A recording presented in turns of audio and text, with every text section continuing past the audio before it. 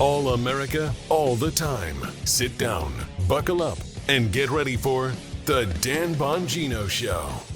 Listen, my friends, I have been in this business for a good amount of time. I don't know, around 2015 we started. I started doing commentary earlier than that. But the show, this Dan Bongino Show, originally the Renegade Republican, started, for those of you who remember back in the day, we were just an audio show. I think we were on Apple and SoundCloud. That may have been it. You remember any P1s out there in the chat who remember the first? The first episode isn't even out there. I was explaining to Justin the other day, like, well, where's your first episode? The first episode me and Joe Armacost, God rest his soul, got pulled down because back in 2015, it was just me and him. We didn't even know how to do this stuff. And I forget what happened, but I think we included like a clip of a song in there. And it was some like copyright thing, so we had to take it down. So there's not even a first episode. That's how, when we first started, how little we knew about the business. But the show has grown a little bit.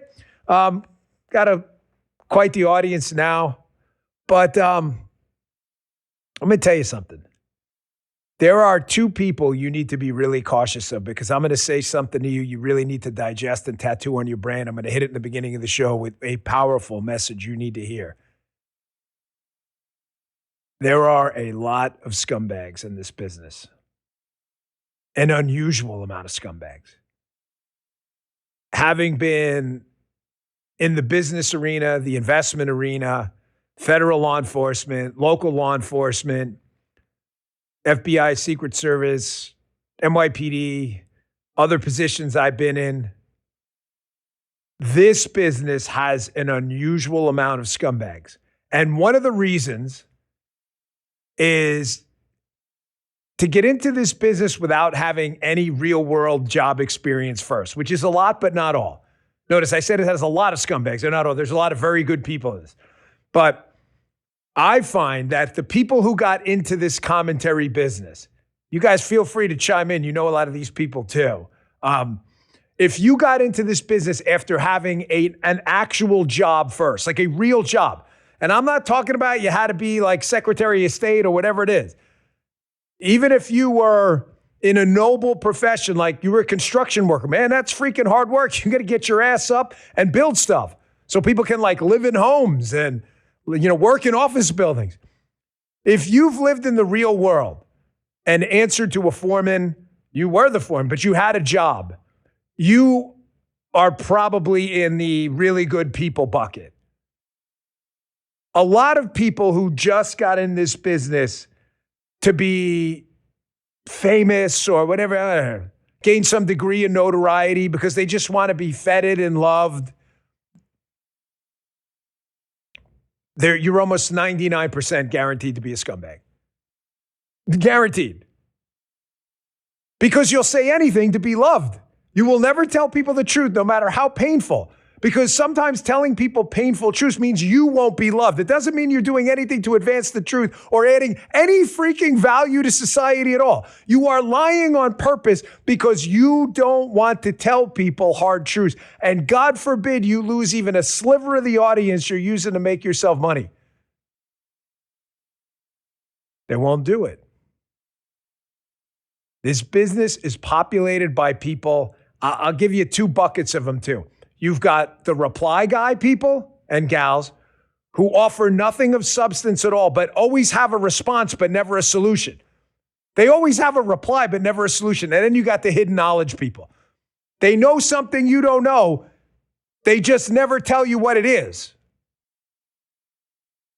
Be extremely careful who you allocate your time to.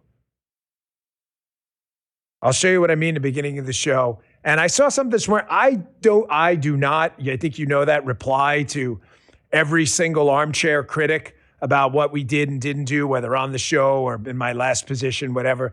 But there's one this morning, and no, I'm not mentioning the name because that's what they want. It's Streisand effect stuff, and they do it to get my attention. So I'll reply without giving you the attention you want. There's this blog site that's just a total douche nozzle. This guy is like, for years, he watches the Hannity interviews, like, here's what I would have done. I would have fired everyone on day one. Really? You would have done that? Do you know how the government works and how HR rules? Because you know what happens? Then these people sue and get their jobs back. Did you know that? You knew who they were on day one? Interesting. Why didn't you tell us? If you knew, you wrote a blog post about it. Smart ass, dickhead. You seem to know so much. Why didn't you tell us? You could have just found us somehow and said, hey, here. But you didn't know, did you? Those are the reply guys in their little tree houses. They know who I'm talking about. Nothing ever of substance at all. Just stupid commentary back for clicks. I'm telling you, be very careful who you allocate your time to. Hiding behind anonymous accounts and stuff. It's fine. I have no issue with you doing it. You're under no obligation. Certainly, I'm a free speech guy. But let's not pretend like you're somehow like being super brave about it. You're not. You're just not willing to do anything. You just want to reply to everyone else. I'll get into what I mean in the beginning of the show today. The show starts some trouble today. Good. That's what I want. Like I said, I'm not here to tell everybody what they want to hear. I'm here to deliver hard truths. And if that's for you, it's for you. If it's not, it's not. That's okay. I don't plan on doing this show forever. I've already been through scares with expiration dates and the whole crisis with my health and everything. I'm not interested in pleasing everyone. If you want that show, this ain't it. Today's show brought to you by our good friends at Brickhouse Nutrition. BrickhouseNutrition.com/Dan is the website. It's a product I use. I've had a couple health scares, decided I needed to lose some weight, tried this product out. It's called Lean, Lean.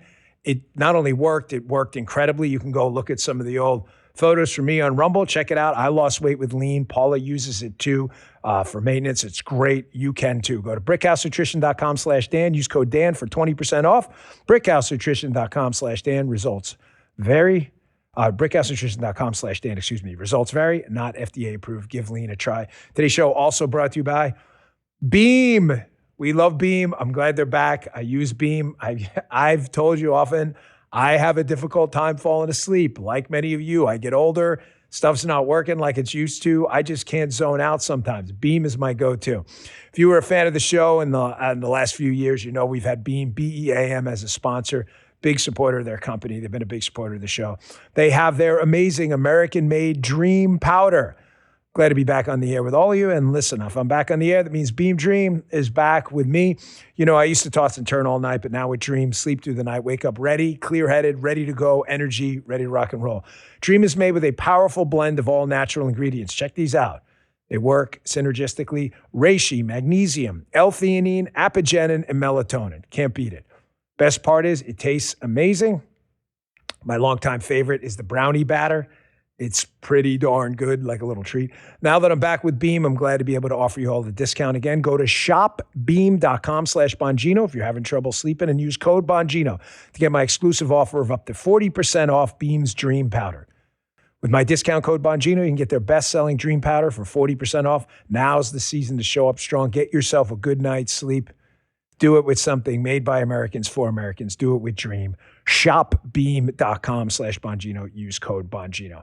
All right, fellas, let's get this started. So again, I addressed the reply guys and others. And one of the reasons you see this in this space, you guys and ladies out there, you work for a living. You add value. Plumbers, electricians, police officers, military folks. You add value. I've said often, I'm in this space. It's my business. I'm proud. I'm happy to be back. I was happy to serve for the year and come back here. I'm honored to be on the air. However, you guys are where it's at. You are. It's not like, a faux celebration of it's a real celebration of what you do. Everything we do, from farmers to our military folks, enables us to live in this prosperous society. We're wealthy and prosperous because we have material things. Material things make you wealthy. You can talk about emotional well-being and psychological well-being. That's all important too. But the hard reality is the United States is rich because we have stuff you all out there built and created if you work for a living. Problem is in this space is people like to talk, and they talk a lot about other people. And there's a lot of envy in this space. And people just don't like when other people succeed.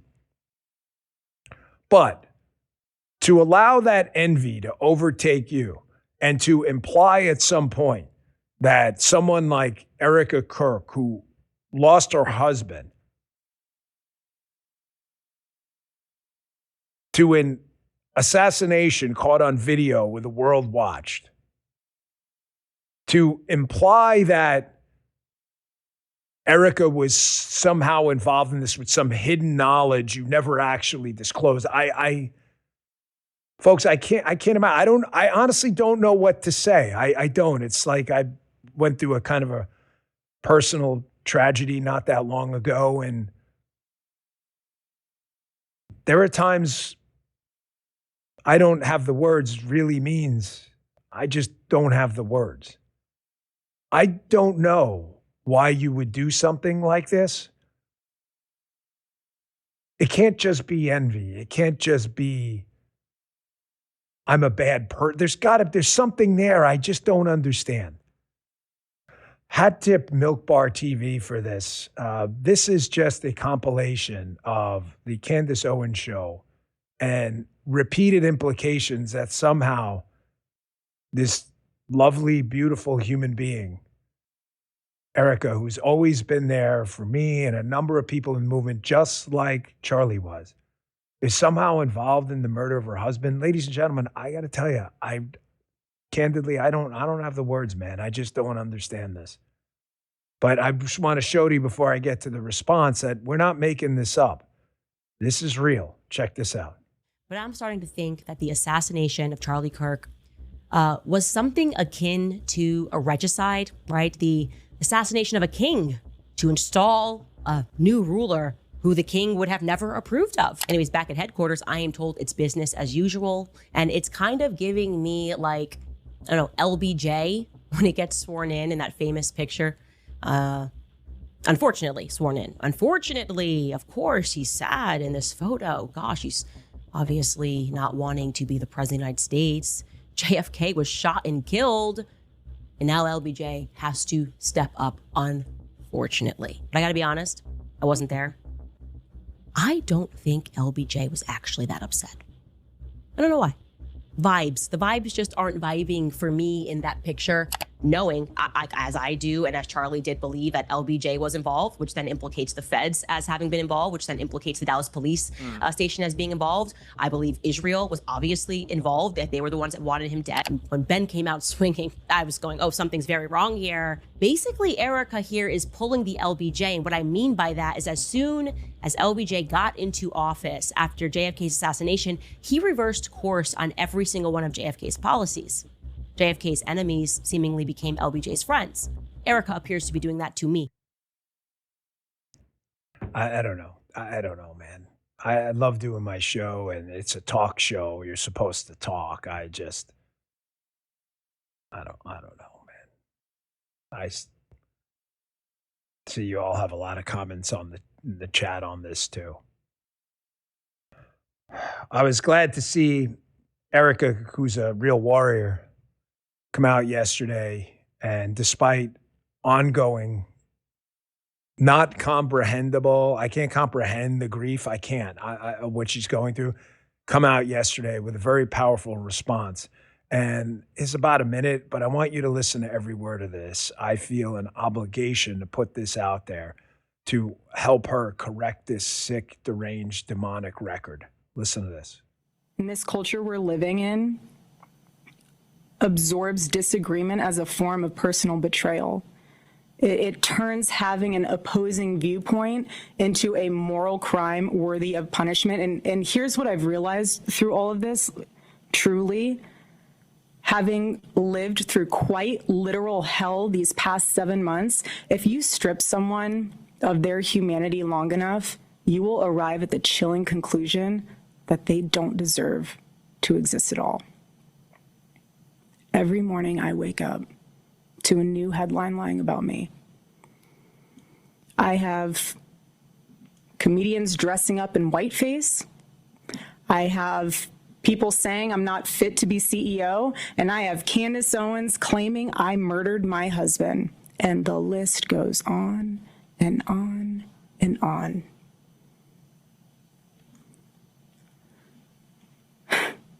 There is a serious epidemic of dehumanization plaguing this country.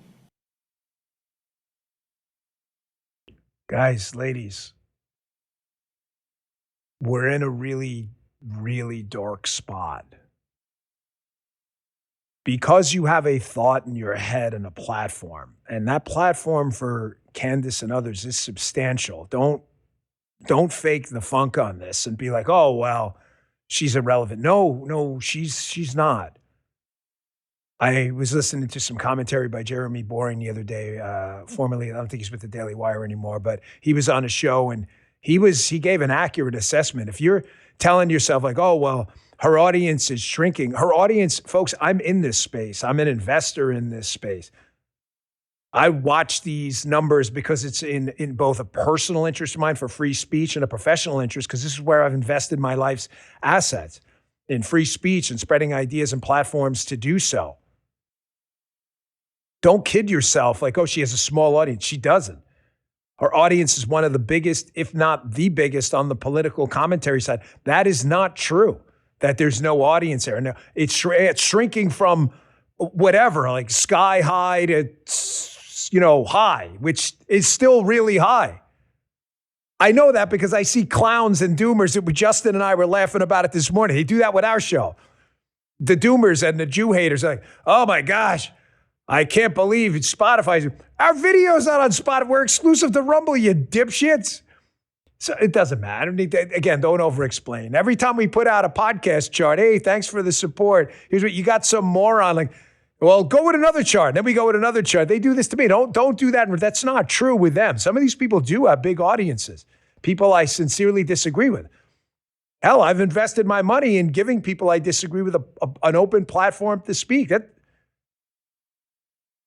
But don't kid yourself. This is a significant sized tumor in the American body politic. And the best thing you can do is go out there and take it on like Erika bravely did yesterday. You can't ignore it. We have never run from it. We have never run from difficult questions. Some of these people were friends of mine. A couple of them are still friends, and I just don't agree. Folks, speak out. Let me tell you, when I was in high school, we had Brother Leo, since passed. I went to a Catholic school. It was run by the Maris brothers.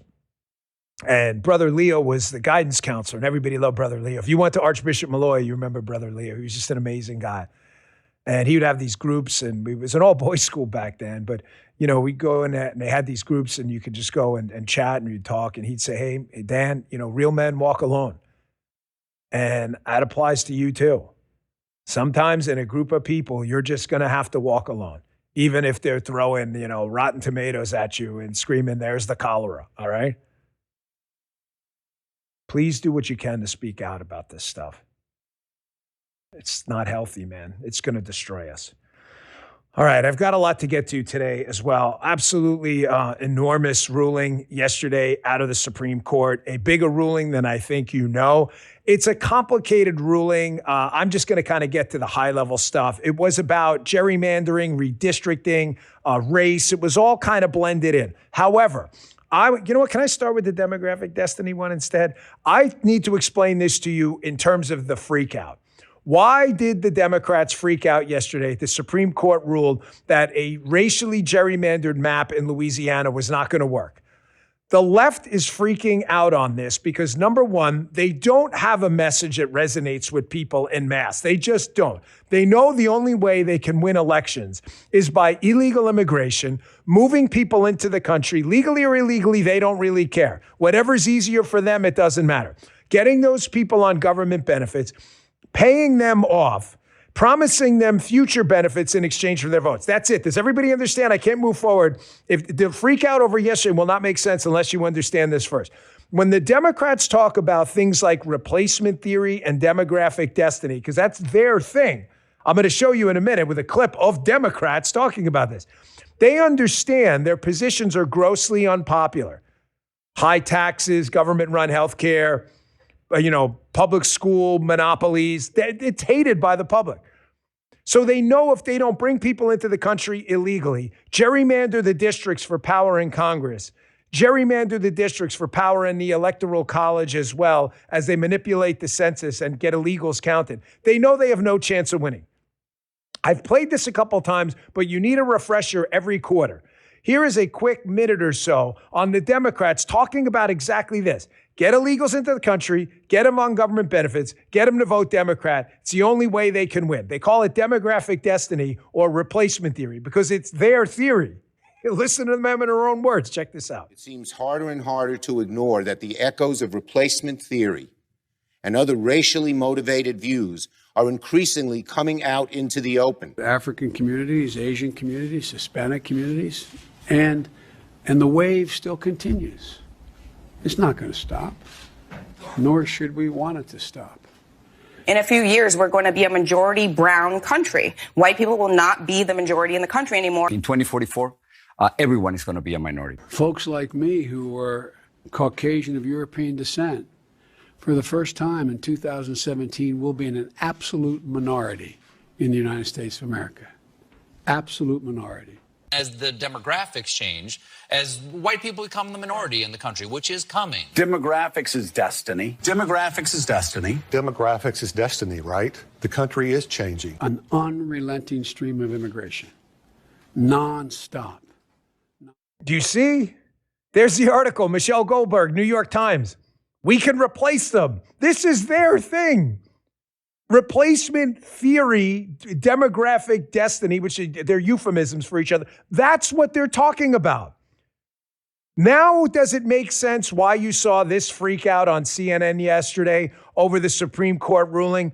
If they cannot flush people into the country and racially gerrymander them into oddly shaped districts to pull Democrat congressional seats out of Republican states that ordinarily wouldn't exist if you were to keep even contiguous neighborhood lines, they have no shot.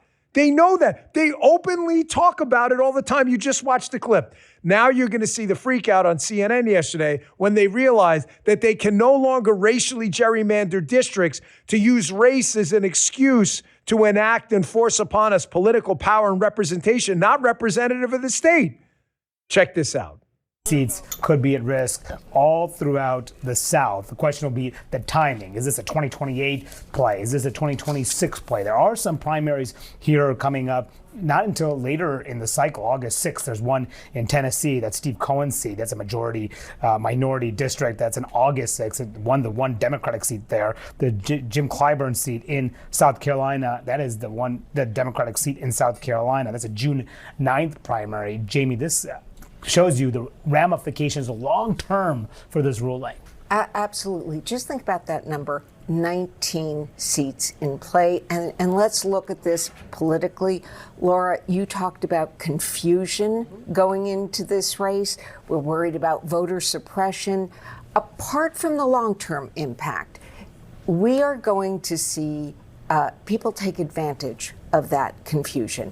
There is going to be, these midterms are so high stakes that anybody who thinks they can take advantage, on the state level of this decision, there is going to be a scramble to see if they can, because each side thinks this is an existential midterm with the House especially. So here's what liberals were doing. You ready? Someone just put in, this is the Center of Raven of Ragnar or something, conservative studies. That was Rush Limbaugh's thing. However, I will consider that a compliment. This is an advanced conservative course in how the Democrats plan to get, maintain, and hold power forever. What they were doing is they were playing both sides of this coin, the Democrats, with racial gerrymandering. They were saying when they couldn't manipulate the numbers and spread out what they felt were black Democrat votes enough. Because remember, if black Republicans were in huge numbers, this would be a totally different argument. Thank you, Raven of Ragnar. What they were doing is they would pack black Democrats into one district to get a Democrat seat. But then when they wanted to, and they felt like they had enough of an overflow of votes, they would spread black Democrat voters around and minority voters in general around into other districts as well to use them as pawns to flip other seats as well. And then they would sue from both sides. So the Supreme Court just basically came out and said one simple thing. You're going to have to show that if these states are gerrymandering, they're doing it explicitly to discriminate against black voters, which would be wrong. If you can't show that, the map's no good. That's what happened. End of story. Of course, the Democrats freaked out because now they know they're in a world of trouble. Look at some of these open source zone tweets here. Number one, here's what the South, which looks largely Republican, because you see people who are interested in freedom and liberty and not Mamdani-like communism down in the South. Here's a potential map. The current map is 65 Republicans, 24 Democrats. The potential map is 77 Republicans and 12 Democrats. This is what the map would look like without racially discriminatory districts set up by Democrats. This is why they're freaking out. They understand their ideas are shit. Their ideas are such shit that the entire southeast of the United States has wholly rejected Mamdani Democrat, Sanders Democrat, Biden Obama Democrat Party politics. It's not our fault you guys suck. Here's another tweet by Open Source Zone. What looks to happen in Florida? That's why I tell the doomers, don't freak out about the maps and the midterms. Just go out and vote and pull 10 people with you. Florida lawmakers yesterday approved a Florida redistricting map. Final vote, 83 yes, 28 no. Here's what the map's going to look like before and after in Florida. There's the after, and then you see prior there was a before, which had they're going to lose potentially 4 seats. Stop with the doom and gloom. It's exhausting. Everybody, it's like this Chicken Little phenomenon. Folks, so what are they doing here? The Democrats understand that they were basically using minority voters for their own political gain. If you are a minority voter listening to my show, they've basically implied it, if not explicitly said it, that as long as you vote Democrat, they will carve up the state, break up your neighborhoods. They don't care. The second you start voting Republican, they'll sue in the other direction. They were just using you. I'll prove it to you in a second because they want this. They need people to flood into the country and to pack them into districts that'll vote Democrat. I want to show you just quick another case at the Supreme Court now, totally related to this demographic destiny thing. Biden, Obama, and others were using this TPS, temporary protected status. Get illegals into the country and then give them TPS, temporary protected status, and they're here in perpetuity. Here's the problem with TPS, as you can see in the Wall Street Journal article here. The TPS law says, quote, there is no judicial review of any determination of the secretary with respect to TPS designation. In other words, the courts have nothing to do with it. It's in the law. Read it right there. So how is this case in the Supreme Court right now if there's, quote, no judicial review? The answer, the same trick the Democrats always pull, the race card. Here is Justice Sotomayor, not very bright, again, making a case that should not even be in the court because there's no judicial review to TPS, making it what? About racist Donald Trump again because they don't have anything else. They're just using you. To black voters out there, they're just using you. Some of these TPS folks that they've brought in may be, in fact, taking some of your jobs and some of the services in your neighborhood. They don't care. Listen to this. Check this out. Now, we have a president saying at one point that Haiti is a, quote, filthy, dirty, and disgusting S-hole country. I'm quoting him. And where he complained that the United States takes people from such countries instead of people from Norway, Sweden, or Denmark, where he declared illegal immigrants, which he associated with TPS, as poisoning the blood of America. I don't see how that one statement is not a prime example of the Arlington example at work and showing that a discriminatory purpose may have played a part in this decision. It's not even supposed to be in the courts. Listen to me. Black, Hispanic voters, any minority group out there. The Democrats are using you. The second you're not useful for them, they will toss you out of the ring like it's a Royal Rumble. I mean, Asian voters, haven't you learned from this? The discrimination against Asian college applicants is ridiculous. And then when that happens, they insult Asian voters and Jewish voters who are successful, and they call them white adjacent. They just make this stuff up. They are using race in multiple different directions to get you to believe open borders and giving them power to give people money who don't even belong in the country legally is somehow to your benefit. Don't be a sucker. There's a reason they use this race argument. It's worked for them in the past. I'll show you another great Scott Jennings clip coming up in a second on CNN, where you see this 30-second debate. This guy on CNN, the panel, gets completely wrecked trying to make a race argument that's totally not there and then just moves on. Folks, I use my car for so much, getting to work, running errands, family trips. I'm in it all the time. When your car goes down, it's not just inconvenient, it throws off everything. I've had that moment you had too, where strange sound turns into a $1,000 bill or more. It's even worse. A warning light, you're bracing for a repair bill you can't afford, you don't have time for, you got to go rent a car. That's why I'm a fan of and use Car Shield. Having that extra protection takes a lot of stress out of owning a car. You don't need that stress. Car Shield offers low-cost, month-to-month vehicle protection plans, so you're not locked in. They partner with ASE-certified mechanics across the country. They include 24/7 roadside assistance, courtesy towing, and rental car options at no additional cost. And the low deductibles really matter when something big goes wrong. Car Shield has over 20 years of experience in the space. They cover more than 2 million vehicles. They got a ton of experience. They hold a 96% customer rating and an A+ rating from the BBB. That's important. Drive with zero worries. Get that anxiety out of your life. You don't need the warning light going off and the thousands and thousands of dollars drained from your bank account. Go to Car Shield today. Do it now. Car Shield is offering our listeners 20% off. It's a big savings with the code Bongino at carshield.com/Bongino. Take that anxiety out of your life. Don't let an unexpected breakdown ruin your day, your week, your month. Get covered with Car Shield and drive with confidence. The website again, carshield.com/Bongino. Use code Bongino for 20% off. carshield.com/Bongino. Thank you, Car Shield. It's a great product. Appreciate your time. Here's Scott Jennings on CNN, where, of course, they're trying to make a racial argument out of this. There is a racial argument in this. I just told you what it is. Democrats are using minority voters to gain political power and will throw them right out of the ring if they were to start voting Republican. Then they would make the exact opposite argument. Here's Scott Jennings making one of the best arguments I've seen in a long time. They're like, well, we don't have any black governors in the Republican Party. Really? Did you miss what just happened in Virginia where we actually nominated one and you guys voted against her? It's kind of weird. I thought it was a racial argument. Check this out. Not an African-American Republican governor since Reconstruction. There's a unfortunately imbalance between the two parties. Republicans tried to elect one in Virginia. Okay. Well, I'm just saying. And then you got a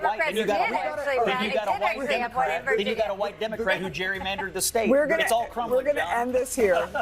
Everything is crumbling clearly at this table. I thought it was a racial argument. The Republican nominee was Winsome Sears, who happens to be black last time I checked, and she's female last time I checked too. She actually knows what a male and a female are. And Democrats voted for a white woman who then gerrymandered the state and spread out what they would call black voting power because they needed the black vote, which they hope and pray will vote Democrat in lockstep. The second black voters vote in the other direction, they'll gerrymander the state completely different. They're only using you for Democrat power. They're not using you for your own power. If you are black and you are a conservative or Republican, I hope you understand, they are doing everything they can to silence, shut you up, and diminish you. This isn't about race to them. It's about power. They don't care that you're black. They care that you're black and vote Democrat. That is not the same thing. These people don't even know what they're talking about. They're so freaking embarrassing. You have that No Kings rally? What's her name? Christy Lee? This is really good. I love these man on the street interviews. I think my role in the space, having been here a little bit, is to promote other creators out there and give them a shot because it's not about me. It's about keeping this going for a while. This is Christy Lee, man on the street interview. I like Caitlin, what's her name? Caitlin Bennett too? Yeah, she's really great too. Here she is at one of these No Kings rallies. They're so stupid. These people don't even know what they're protesting against. Check this one out. What do you make of the fact that he was democratically elected, even won the popular vote? How does that make him a king? It doesn't make him a king. It makes him a president, not a king. Well, this is called No Kings. So what does that mean to you? It means we got to get rid of him. He's not a king. It's a democratic process, and we've gone that route with him. Now he's acted like a king. Can you give me a specific example? specific example? Well, there's a million of them all put together. There's no one example. It's exactly. Just one or two? It's more than one or two. No, can you give me one or two examples? Not off the top of my head. Folks, this is an epidemic on the left. Hat tip at Christy Lee TV. The epidemic is of ignorance and stupidity. Listen to me, please. I can't emphasize this enough because I'm going to show you a political ad too and how to win and how to tactically take back the message. One of the things I've been telling you for a long time, you want to take back a political movement, you want to take back and rescue your country from the ideologues of the left, you have to paint contrast. You have to show people imagery. You have to put a diamond on a black background, makes it look shinier. You have to paint a contrast. These people will do this, we will do that. I want to show you the evidence that these Democrats, whenever you do these man on the street interviews, they never know what they're talking about. Black voters, you are being used. The second you were to vote in any substantial number for the Republican Party, they will gerrymander districts to shut you out. They will start talking about, we can't have black majority districts. Now, they'll make the exact opposite argument. Political Tactical Weaponry Class 101, Lesson 476. I think that's right. I've repeatedly said to you, one of the best things you can do in politics is create a contrast, a foil effect. The human mind gets tons of stimuli through the eyes, through the ears, through your nose. It processes it into a story. It needs a story. Ladies and gentlemen, every story needs a good guy and a bad guy. Please remember this. You ever see A Few Good Men? Most of you have. Amazing movie. Although I think Colonel Jessup gets a bad rep in that movie, don't you? Colonel A Few Good Men? That's for another day. There's a line in the movie, though, I cannot encourage you enough to tattoo on your brain. Courtrooms are not about the law. They're about placing blame. People need someone to blame. They tell themselves stories. They need a good guy and a bad guy. I don't know Spencer Pratt well. He's running for mayor of Los Angeles. I don't know him at all, actually. And I don't know what his internal politics are. I just know he's been through a lot with the fires in Los Angeles. He's running for mayor, and he's running an insurgent campaign. And this, I'm going to tell you something, is one of the top 5 most effective political ads I think I've ever seen. Why? Because it gives you a good guy and a bad guy in 30 seconds, and the imagery paints a contrast. Watch what I'm talking about. Take a lesson. This is an amazing political ad. Check this out. This is where Mayor Vass lives. You notice something? Or here, where Nithya Raman's $3 million mansion sits. They don't have to live in the mess they've created where you live. This is where I live. They let my home burn down. I know what the consequences of failed leadership are. That's why I'm running for mayor. For my sons and the rest of us Angelinos that want to stop these corrupt politicians from destroying our city. We are going to get the golden age of Los Angeles back. That's one of the best political ads I've ever seen. Folks, I don't know the guy. I remember him from the reality show. I'm happy he's right. It takes a lot of balls to put your name on a ballot. Good for you. That is one of the single most effective political ads you'll ever see. Contrasts, the imagery of the $1 million mansion, the drone footage, giving the wide view of this guy and his house burned down. He's living in a trailer on his front lawn. I know what that's like. I lived on a trailer in the front lawn in Wantagh. You lived in a trailer in Long Island? Yes. Why did you live in a trailer? Because the freaking house burned down. I was living with my Uncle Lou and Aunt Anna at the time. And the house burned down. Luckily, nobody died except for the poor dog who was caught in the house. The house burned to the ground. I lived there. I lost there. I don't have anything prior to my 18th birthday. Nothing. The only things I have, my brother had. He lived in a separate place. He had my old football helmet. I think that's on a pair of Doc Martens. That's all I have left. Everything I had, photos, pictures, books, sports stuff, burned. I lived on the front lawn in a trailer. Contrast. We got to learn how to win again. You need to tell people a story. They need to know who to blame. And who's to blame in liberal states? Liberals, and we don't do this enough. All you have to do is show people. Here is one of the best unintentional political ads. The guys are like, what's he talking about? There's no more ads in the show. No, there are. This is an ad for moving companies in Seattle. You guys know where I'm going with this. I don't want to confuse you too much, right? Okay, good. This is one of the best ads for U-Haul in Seattle, in the state of Washington, to move out of the state because of a millionaire tax they're going to enact. That is, I promise you, it's just going to bankrupt the state as millionaires who are already taxed start to leave and go take their investments and hard work elsewhere. I want you to watch the, I believe, 43-year-old mayor of Seattle, who I'm not sure has ever had a real job, going back to the beginning of the show. These people have never had a real job and never had to answer to a foreman, clean a toilet bowl, unclog a pipe, install an electric panel. They think it's really funny that people who are successful and wealthy leave their state.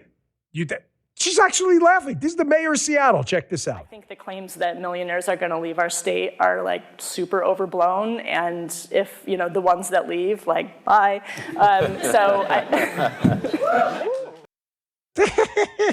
Bye. That's Mayor Katie Wilson. You're a moron. You are really one of the dumbest people in America. You think that's, and by the way, you think they're overblown? Listen, I don't want these liberals moving to Florida either. I don't even care if you got your money. Please don't come down here. I'm just telling you, this is actually happening. Here's an article in The Hill, not some right-wing newspaper, okay? Starbucks tycoon Howard Schultz joins the billionaire blue state exodus. Liz Peek, who's really good, wrote this piece. What state did he leave, fellas? You guys know? Yeah, Washington. Isn't the first Starbucks in Seattle on Pikes over there?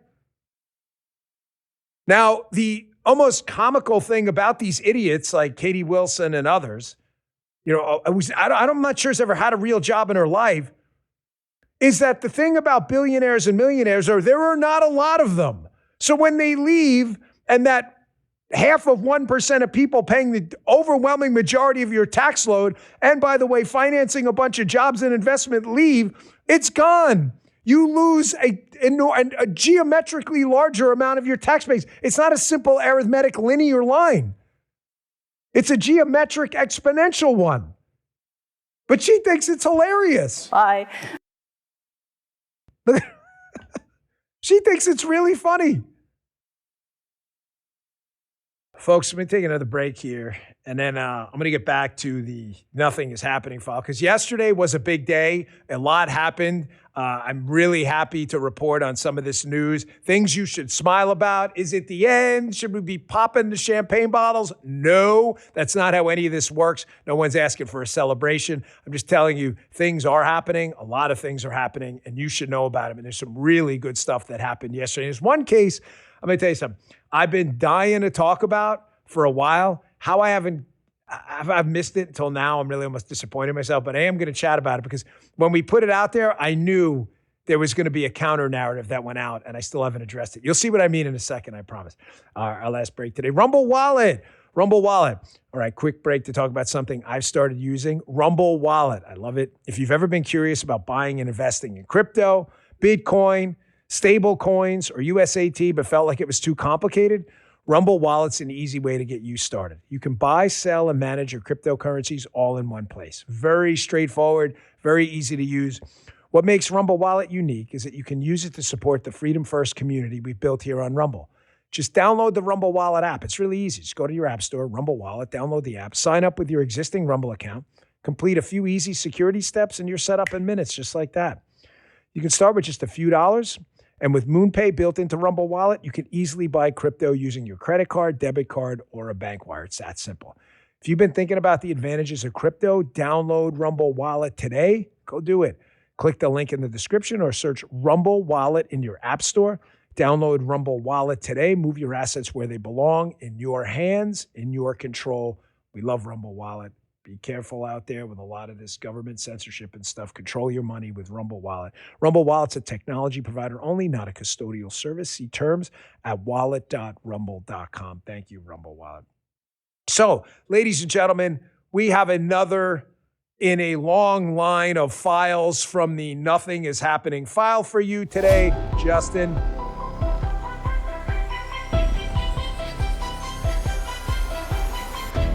So, we do not accept politically motivated violence in this country. I am very happy to report yesterday that a really wonderful person I know, had her on the show on election night, Turning Point USA reporter Savannah Hernandez. I don't know if you remember, but she was assaulted on camera while doing good, solid, independent journalism work.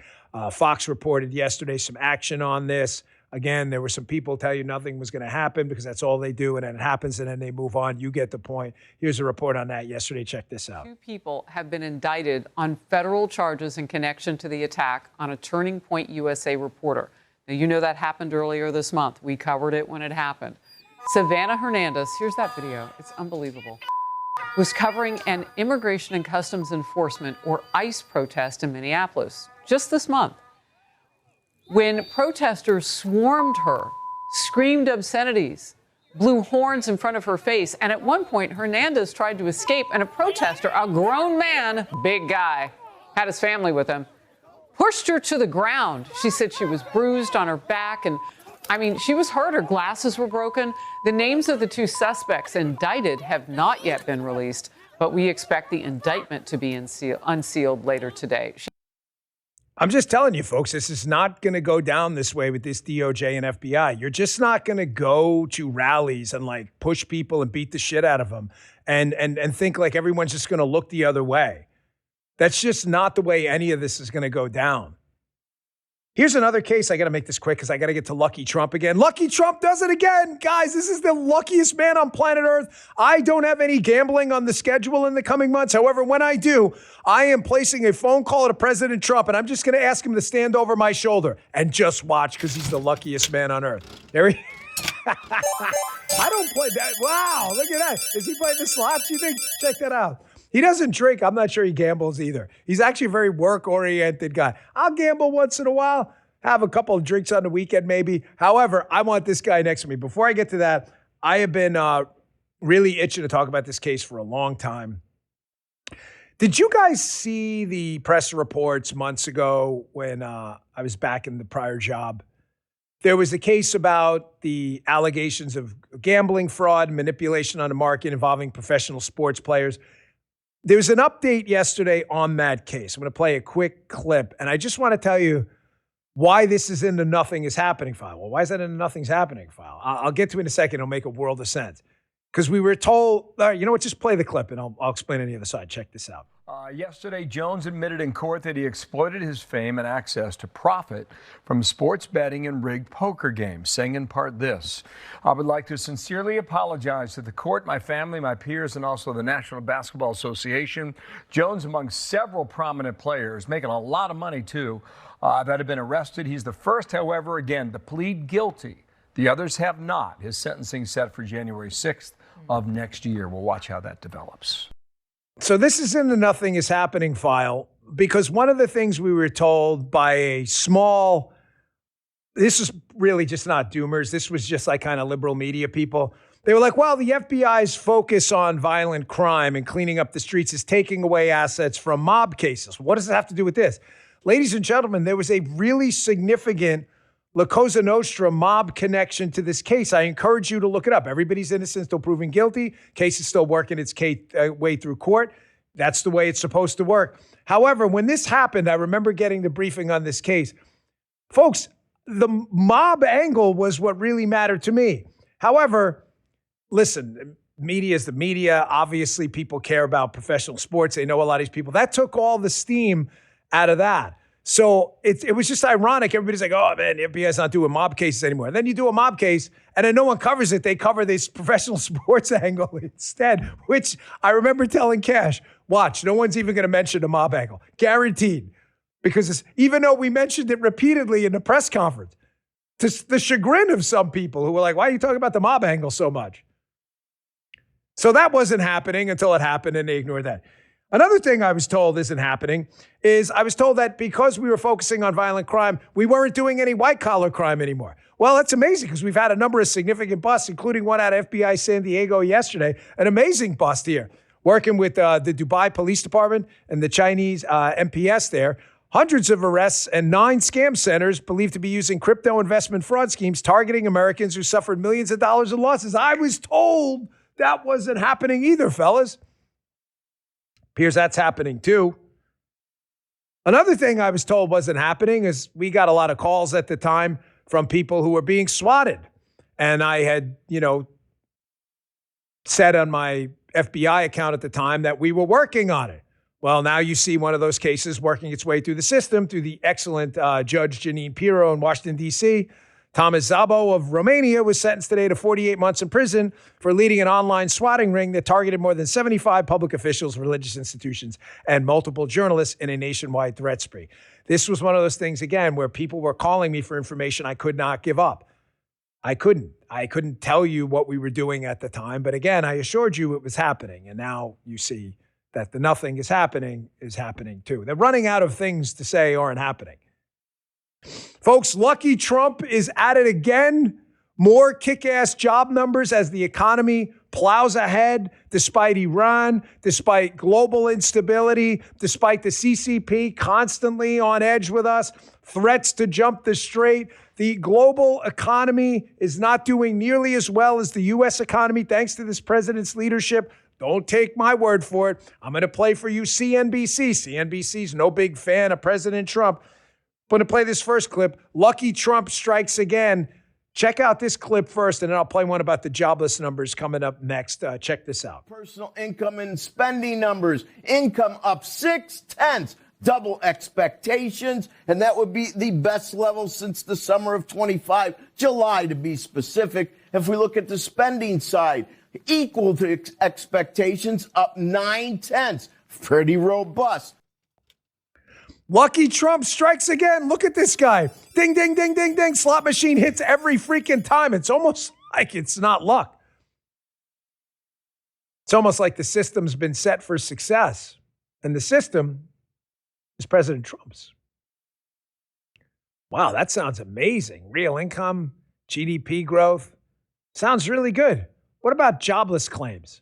Wow, look, we have a CNBC clip about that too. It's about 20 seconds. Check this out. Lucky Trump strikes again. Initial jobless claims hitting the wires at 189,000. 189,000. Wow, that is truly incredible. We're looking at levels truly that we probably haven't seen since the late 60s. This is very, very incredible. And continuing claims, 1,785,000. That would be the least going back to August of the summer of 24, actually April of 24.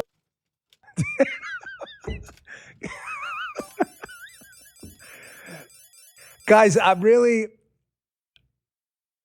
sensitive about overdoing segments. I am, and I even said, did I not say this to this? It's just, I'll give you some inside baseball.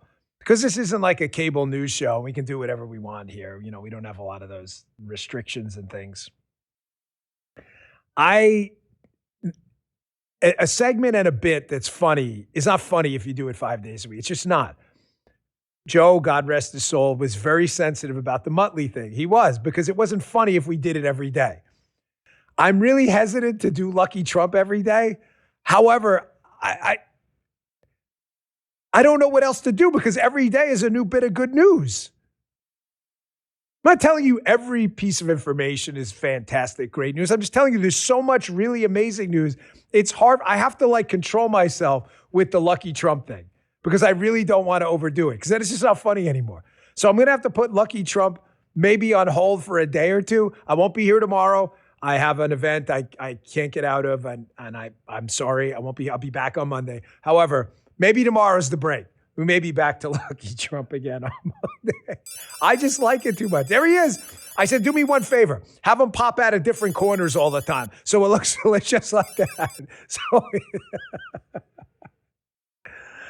oh, man. If you're in the podcast space and you're new, don't ever overdo bits. I'm telling you, people are at enough rate. It stops being funny. Like that. Now they're messing with me and you. All right, back to serious time. So I said at the beginning of the show, be very careful who you trust with your time. Where you choose to allocate your time, You have a limited amount of time on planet Earth. Be very sensitive with it. I am so deeply honored. We have 63,500 people here now. I am so honored you guys choose to spend time with us every day. I will never take you for granted. I mean it. I'm just telling you, like, if you're spending your time being lied to every day by nonsense and by like data point people with hidden knowledge who never actually tell you what that knowledge is, be very careful. There is a brewing new conspiracy theory. I don't know what else to call it. I actually hate that term because the left used to use it against us, but I don't know any other way to. It's a theoretical conspiracy that doesn't exist, that's not backed up by any data, and there's hidden knowledge claimed to prove the theory that never gets proven. So I don't know any other way to describe it. Any good euphemism for it. There's a new conspiracy theory out there that the president, unbelievably, staged another assassination attempt on his life. Of course, the theory's out there that Butler was staged as well. I mean, we had people shot. Corey Comparatore is dead. President Trump was shot in the ear. I mean, it's just the stupidity level is really stunning. And I just caution you, like, if you're giving your time to people promoting this stuff, my question to you is, why? Why? I'm serious. Do you like being lied to? I mean, you are being lied to. You like it? You must like it because you're there voluntarily. No one's forcing you to watch it. Well, the staged conspiracy theory about the weekend assassination attempt on President Trump and others, by the way, because this manifesto with the suspect mentions Trump like officials as well. Some new imagery emerged yesterday. It's just quite the setup. I don't know. He's like President Trump in the background, like dressing this guy up as he was getting ready to do what he claimed he was going to do in the manifesto. Here's some new images out of the Justice Department. Check this video out. News has now obtained the 20-page memo, which is a motion from the DOJ of what they will argue in tomorrow's detention hearing why Cole Allen should remain behind bars until trial. In this photo here you see, Dana, the memo says that in the moments before Cole Allen departed his hotel room, he's there in the hotel room about to go down and storm the magnetometers at the White House Correspondents' Dinner. You can see the number of items that they lay out. Of course, there is a sheath, a shoulder holster, the sheath knife you see in there. And in the shot over there on the right side of your screen, number 4 appears to be wire cutters and pliers, planning perhaps for some sort of escape. Now, in this memo, the reasons for the detention, they say that the defendant's actions were premeditated, violent, and, quote, calculated to cause death. And they lay out a timeline. This photo taken shortly after 8 p.m. Then they say shortly after 8:30 p.m., the assailant charged with a 12-gauge pump-action shotgun, a .38 caliber pistol, multiple knives and daggers, and a significant amount of ammunition for reloading. All of those items also detailed in photographs as matters of evidence. Guys, ladies, I'm going to ask you a simple question. If you, for some reason, are here on my show and you really believe this stuff, that the president's been staging multiple assassination attempts against himself, the base level of stupidity there is kind of hard for me to digest. However, putting that aside for a second, can I just ask you a simple question? So I haven't addressed this with you guys. You guys can be my audience too for this one. If the president of the United States was going to engage in a very sophisticated effort to stage an assassination attempt on his own life for, I don't know, for votes in an election he's not running in, he's termed out. I don't really know what he's doing that for. But assuming like you've met base level of stupid and you're there, they weren't smart enough to not tell the suspect in the case not to take pictures of himself with some of the weaponry used in the I mean, it's a data point. It's a data point. I'm just curious. That doesn't make any sense. So this high level conspiracy, they were like, hey, by the way, just don't take pictures of yourself while, wearing some of the weaponry as a suspect in the case. Don't do it. I can't, folks. I can't. Like, how do you explain this to yourself? And of course, the Democrats, who I told you will never rescue themselves from the abyss of stupid and their ultra-violent rhetoric that is causing a lot of this stuff, period. There's no both sides. Cut the bullshit.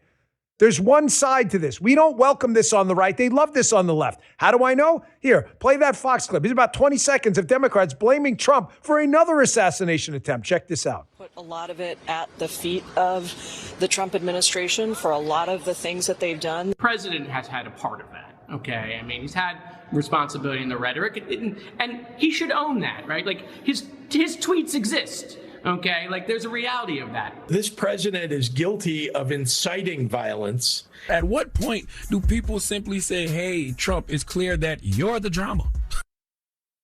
Folks, we're at again, levels of base stupid where to hurdle that stupid hurdle. I can't understand how you wind up in this stupid tent. Lovely Paula just walked in the studio. She hasn't been here in a while. Want to say hello? Switching gears a little bit. Ladies and gentlemen, there's a lot happening on DOW2. Did you catch the fireworks up on Capitol Hill with our excellent Secretary of War, Pete Hegseth? I love Pete. I do my best to be objective in coverage, I promise. However, I'm not going to lie to you like others do. It is difficult for me because Pete's just really a great guy, and I think he's been an amazing leader. And having seen from the inside some of the changes he's implemented at the Pentagon, some of the things are public, some of them are not. I'm not trying to pretend like, hidden knowledge. It's just things I can't. It's not that it's hidden. I just legally and for national security reasons wouldn't disclose it. But some of the changes Secretary of War Pete Hegseth has implemented at the Pentagon are so profound, they're going to impact our military for the better for years to come. I promise you, I would not make that up, despite my friendship with him. If he was doing a really terrible job, I'd have to say something. He's doing an amazing job. Amazing job. I want to show you this back and forth about a quagmire. Ladies and gentlemen, listen to me on this. I get it. I understand. To my conservatarian friends out there, I share your concerns about using our military, getting them bogged down and not having a clear plan. And like I said, I ran for office against what I thought was an unclear mission in Iraq. You can go look it up. The bona fides are there. However, we've been there a couple of months. We've thankfully, although tragically, had some casualties, but limited them. We have wiped out the mullahocracy. We are now controlling the strait ourselves. The Iranian economy is in collapse. And the Democrats want us to lose so bad, they're calling this a quagmire again because they know that word is going to resonate with a generation of people who felt like the mission was unclear in Vietnam and elsewhere. We don't lose wars. What happens is the politics of the United States cost us wars. I want you to watch Secretary of War Hegseth just clapping back hard on that bullshit yesterday. This was great. Check this out. I hope you appreciate how reckless it is. When I said reckless, feckless, and defeatist of congressional Democrats at the beginning, that came after watching you say the same thing on CNN this morning, a quagmire. My generation served in a quagmire in Iraq and Afghanistan, years and years of nebulous missions and utopian nation building that led us to nothing. What we have right now, the way you stain the troops when you tell them 2 months in, Congressman, you should know better. Shame on you. Calling this a quagmire 2 months in.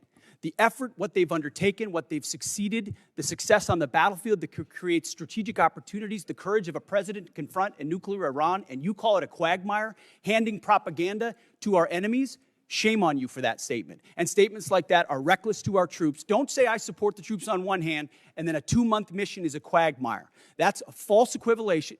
Who are you cheering for here? Who are you pulling for? Our troops are doing incredible work. They've done incredible things for the entirety of this mission and achieved incredible battlefield successes. And you sit there and go on TV for your clickbait about quagmires. It undermines the mission. Your hatred for President Trump blinds you to the truth of the success of this mission and the historic stakes that the president is addressing, which the American people support. I'm gonna throw something out there. Fellas inside are like, oh, where's he going with this? It doesn't say it. The Republican bench, political bench, is deep. The Democrat bench is total shit. It's absolute garbage. I'm not telling you there's not going to be some dark horse that's going to emerge. And I'm talking about the Democrat side, not people I would vote for, but like you had Obama come out of nowhere. Democrats love him. You know, Bill Clinton came out of nowhere. Bill Clinton was a governor with a light reputation at best. The reputation wasn't even great and wound up being a 2-term president. Someone could emerge out of nowhere on the Democrat side. I'm just telling you right now, I live in the now, like the Eckhart Tolle book, right? Their leaderboard is Kamala Harris, Buttigieg, and Newsom. I'm not telling you they can't win. I'm just telling you they're all deeply flawed candidates. Kamala Harris just got smoked. Buttigieg just sucks and just destroys everything he touches. And Newsom's got to run as being the governor of California where people are moving out of. They're all deeply flawed. The Republican bench is deep. That's why I'm not throwing in the towel. We're going to lose the midterms, lose the presidential. No, I'm not saying that. You see where I'm going with this? Where do you guys think I'm going with this in the chat? I think Pete could make a significant run for national office. I think Rubio could make a significant run for national office. I think JD could make a significant run for national office. We have a bench of freaking ringers out there, just absolute ringers. And by the way, there's 3 names. There's probably 10, 20 more. I think Don Jr. could make a run. I'm not sure he's interested in politics. I think Eric could make a run. I think Lara Trump could make a run. The bench is deep. Pete has done an amazing job despite multiple attacks. And he's a real guy. He's a real guy who's had issues like you and I've had. He's got over them and he's reached the most important job in the United States presidency cabinet, the Secretary of War, formerly Secretary of Defense. There is no more important job. And how do we know? Because, hey, listen, Dan, you're a receipts guy. We got our little receipts thing. We bring receipts, right? Ladies and gentlemen, if Pete was doing such a terrible job, how come we've minimized, although had some casualties, but minimized casualties?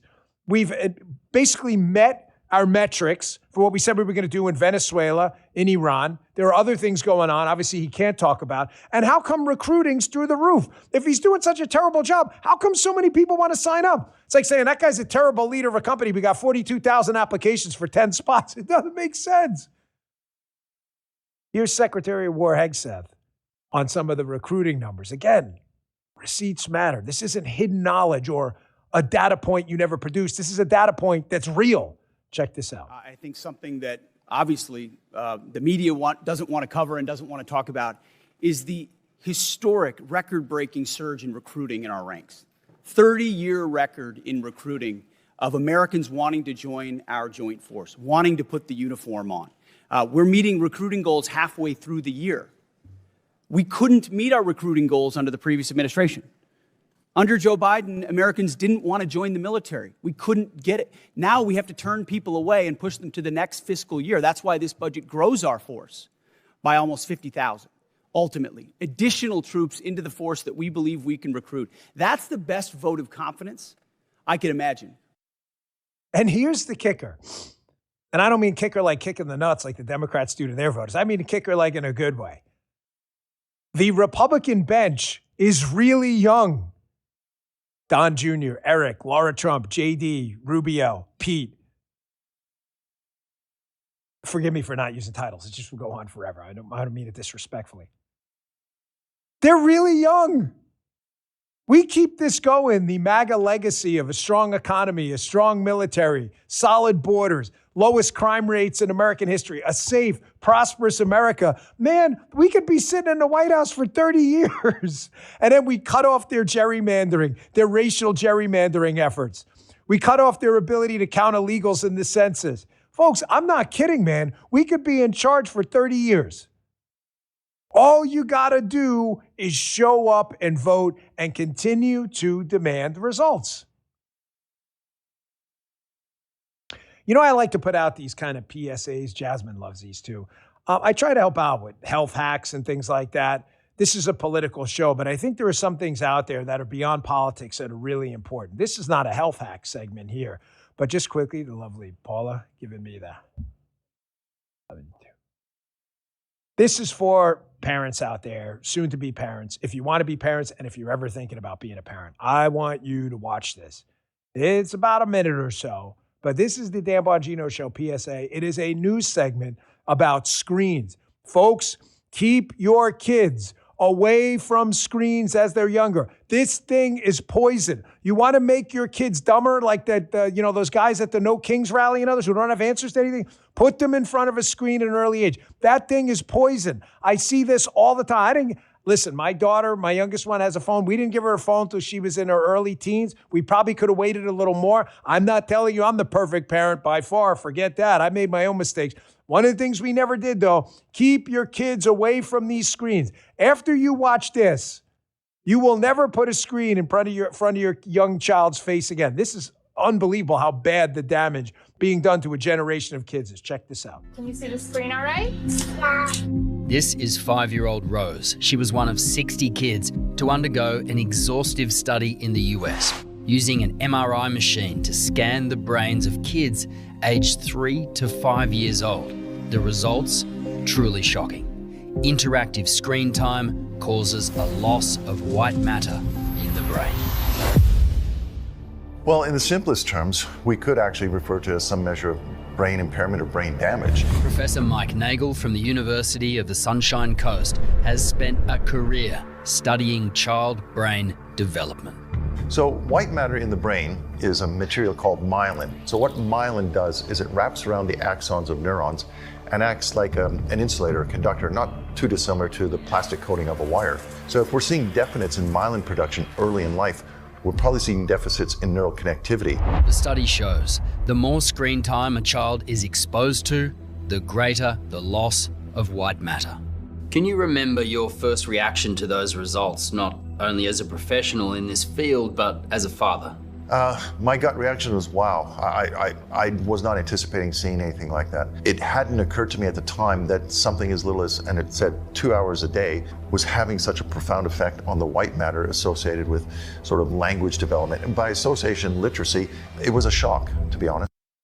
Please, I'm begging you as a friend, we're trying to keep this show anchored in the political space, which is what we do in news, but branch out a little bit into other items. We're working on some guests next week that we're going to try to get back on different items too, just like we had Dr. Rhonda. Please, in the name of all that's holy, keep your kid away from these screens.